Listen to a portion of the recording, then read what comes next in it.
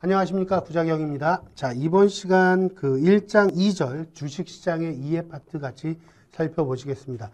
앞 시간에 우리가 이제 금융시장에 대해서 전반적으로 좀 학습을 했다면, 이번 시간에 이제 주식에 대해서 전반적으로 살펴볼 거고요. 다음 시간에 채권에 대해서 주로 이제 살펴볼 겁니다. 그래서 주식과 채권을 접근을 하실 때는 두 가지 상품의 어떤 가장 기초 출발점서부터 여러분들이 잘 잡아 놓으시면 그 다음 내용은 조금 수월하게 접근이 가능하실 수 있습니다.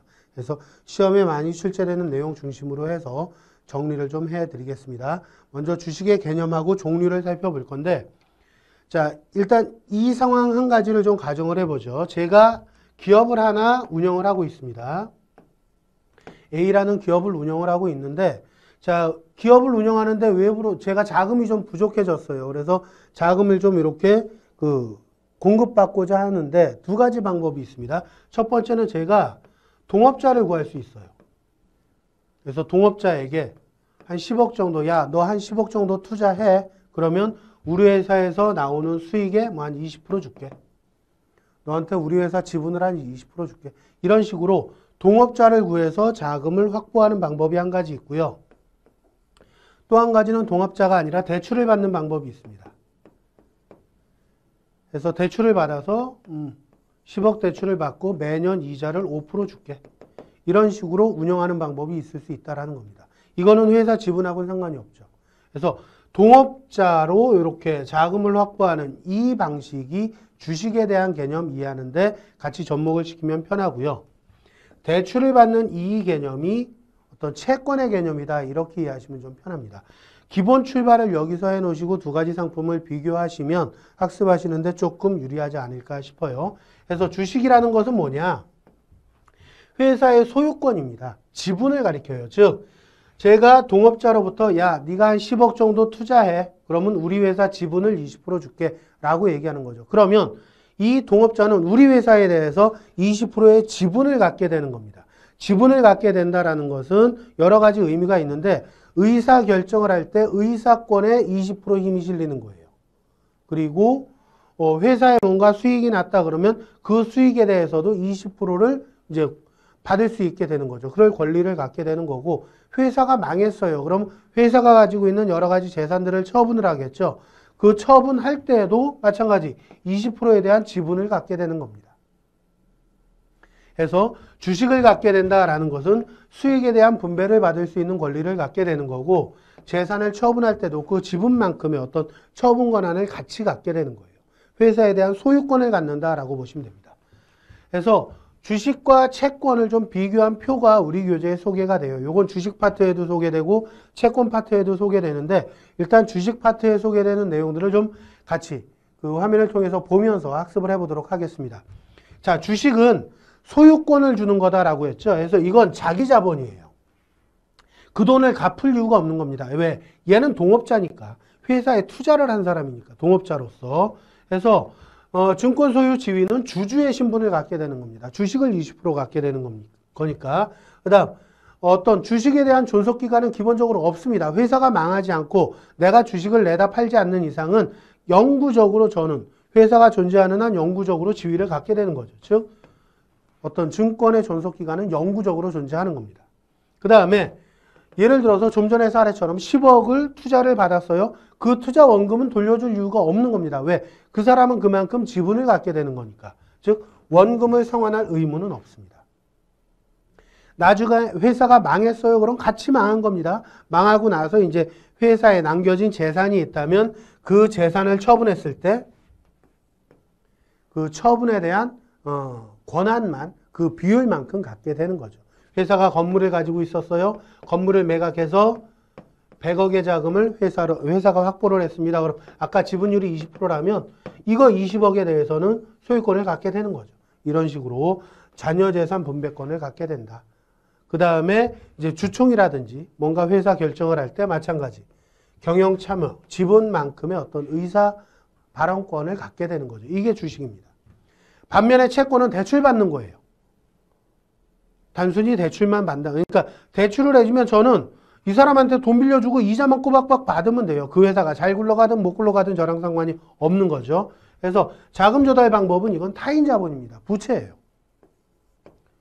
그 다음에 증권 지위는 요건 채권자의 지위를 갖게 되는 겁니다. 빚독촉을 하는 거죠. 그 다음 존속 기간은 야 대출을 영구적으로 하는 경우는 없습니다. 그래서 야 돈 한 5년만 내가 쓸게. 매년 이자 얼마 주고 이런 식으로 대출을 맺으니까 그래서 존속 기간은 일정 기간 한시적으로 정해져 있습니다. 그리고 원금 상환 의무는 대출 만기가 되면 원금 상환해야 되죠. 예, 상환해줘야 됩니다. 그 다음에 회사가 망했다라고 할 때 주식도 자녀재산 분배권이 있다라고 했죠. 채권도 있습니다. 채권도 있는데 둘 중에서 누가 우선하느냐? 채권자가 우선합니다. 즉, 자, 이 건물을 팔아서 100억이라는 자금을 만들었어요. 근데 내가 대출받은 게 50억이 있어요. 그러면 먼저 50억을 갖고 나머지 50억에 대해서 저는 지분만큼 갖게 되는 겁니다. 20% 지분이 있다 그러면 10억을 받게 되는 거죠. 이런 식으로. 즉, 회사가 망하고 나서 청산한다고 표현하는데 망하고 나서 회사의 어떤 재산들을 다 처분을 했을 때 그 처분된 재산에 대한 1차적인 권리는 누가 갖느냐? 채권자가 갖게 되는 겁니다. 그래서 채권자에게 어떤 원금 상환 다 하고 빚 다 갚고 나서 남은 재산이 있다면 그 남은 재산에 대해서 이제 주주로서 지분만큼 획득하게 되는 거죠. 그 차이 정도 보시면 될 것 같고요. 얘는 대출해 준 사람이니까 경영 참여는 할 수 없는 겁니다. 그래서 요 기본적인 속성, 요거는 시험 문제에 아주 단골로 출제가 되는 내용이니까 잘 구별을 해 놓으시면 돼요. 기본 출발점이 주식은 소유권이다. 소유권에 대한 어떤 지분을 갖게 되는 거다라고 보시면 되겠고요. 채권은 단순히 대출해 준 거다. 그 정도로만 구별해서 여러분들이 보시면 될 것 같습니다. 자, 그럼 이러한 주식이 여러 가지 종류가 있어요. 그래서 주식의 종류를 볼 텐데 4가지로 우리 교재는 소개를 해주고 있는데 첫 번째 기준이 가장 중요합니다. 어쨌거나 주식은 앞쪽에서도 말씀을 드렸다시피 회사 수익이 나면 그 수익에 대해서 비율대로 배분을 받아야 되죠. 요거를 배당이라고 표현합니다. 그 다음에 나중에 회사가 망하게 되면 이제 청산을 하게 되죠. 그래서 채권자에게 먼저 다 빚 다 갚고 나서 남은 재산에 대해서 마찬가지 배분을 받게 되는 거죠. 즉 주식에 투자를 하게 되면 수익은 요 2가지 측면에서 수익이 발생되게 됩니다. 자금을 공급받게 되는 거죠. 그래서 배당 받는 거, 그다음 자녀재산 분배하는 거에 따라서 주식의 종류에 따라서 성격이 좀 다릅니다. 기본적으로 2가지를 다 배분받는다. 이게 보통주예요. 그 다음에 요 2가지 재산을 배분받을 때 남들보다 먼저 배분받고자 할 때 그때 구매하는 게 우선주입니다. 즉 우선한다라는 뜻은 요 2가지에서 남들보다 우선해서 먼저 받을 권리를 갖는 겁니다. 그 다음 후배주는 요건 후자가 있으니까 뒤에 배정받는 거예요. 그래서 보통주를 기준으로 해서 이렇게 이익 배당받고 재산 청산해서 자녀재산 분배받을 때 권리가 선행하는 게 우선주가 되는 거고요. 남들 다 받고 나머지 맨 마지막에 받는 게 후배주다라고 보시면 될 것 같아요. 명칭 가지고 이건 개념 정리하고 넘어가십시오. 그 다음에 혼합주는 섞였다는 거죠. 2가지 권리 중에서 얘는 먼저 받고 얘는 나중에 받는 게 혼합주예요. 즉 이익 배당 받는 거는 남들보다 먼저 받고 자녀재산 청산할 때는 그거는 나중에 받고 이렇게 권리가 나뉘는 게 혼합주다라고 보시면 됩니다. 그래서 이쪽은 명칭 가지고 여러분들이 개념을 정리하시면 될 것 같아요. 나머지는 그냥 명칭 보고 아 이건 뭐겠구나 이렇게 그냥 단순하게 이해하고 넘어가셔도 됩니다. 그러니까 어쨌거나 주식을 가지고 있으면 회사가 먼저 뭔가 의사결정을 할 때 주주총회라는 걸 하잖아요. 거기서 이제 지분만큼 본인의 발언권을 갖게 되는데 그걸 의결권이라고 이야기를 합니다. 이게 있느냐 없느냐에 따라서 있으면 의결권주, 없으면 무의결권주 이렇게 보는 거고요. 그 다음에 주식에 대한 액면가가 표시되어 있으면 액면주, 아니면 무액면주. 그 다음 주식에 어떤 소유자 이름이 기재되어 있으면 기명주 아니면 무기명주 이렇게 보시면 될 것 같습니다. 그래서 중요한 건 요 첫 번째 구분하는 기준이다라고 보시면 되겠고요. 보통주, 우선주, 후배주, 혼합주 요 구분하는 기준 정도는 구별해 놓으시면 좋을 것 같습니다.